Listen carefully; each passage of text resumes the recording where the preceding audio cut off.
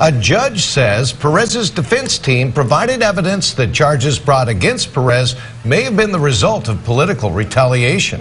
17's Eitan Wallace read the judge's decision and joins us now with more on what the judge said. Eitan?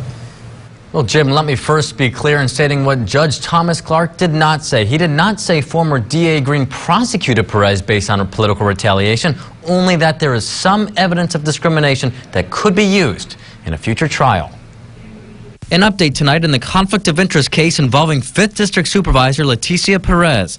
The judge presiding over the case, Thomas Clark, issued this ruling that Perez's defense team, led by attorney H.A. Sala, has produced some evidence that prosecutors discriminated against Perez in filing 2 misdemeanor conflict of interest charges against her. Judge Clark said it was clear that during the 2018 race for district attorney, Perez supported Cynthia Zimmer, while former district attorney Lisa Green supported candidate Scott Spielman. The judge said there is, quote, some evidence that Green took some actions during the campaign to retaliate against her employees for supporting the Zimmer campaign. Judge Clark added Green actively supported Spielman's candidacy and had a keen interest in discovering the identities of and reacting in a somewhat negative and retaliatory fashion to certain people who supported Cynthia Zimmer. However, Judge Clark said there is no direct evidence presented that former DA Green played any role in the decision to charge Perez because she supported Zimmer.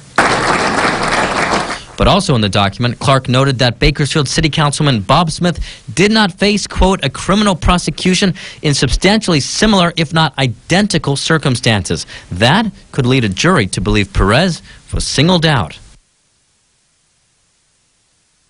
So what happens now? Well, Judge Clark wants all writings between the DA's office and any member of the Board of Supervisors concerning any alleged violation of the Political Reform Act by Perez. He also wants all writings between Green and then Assistant DA Scott Spielman, who ran in 2018. He wants any writings between that campaign and any mention of Perez. And he's ordering all writings produced as a result of interviews conducted by any investigator or person employed by the DA's office or peace officer regarding possible political motives or retaliation on the part of Green against Perez. Now, ahead at 6, we'll tell you about other evidence the judge wants to see. The DA's office has until August 16th to hand over documents. In studio, Eitan Wallace, 17 News.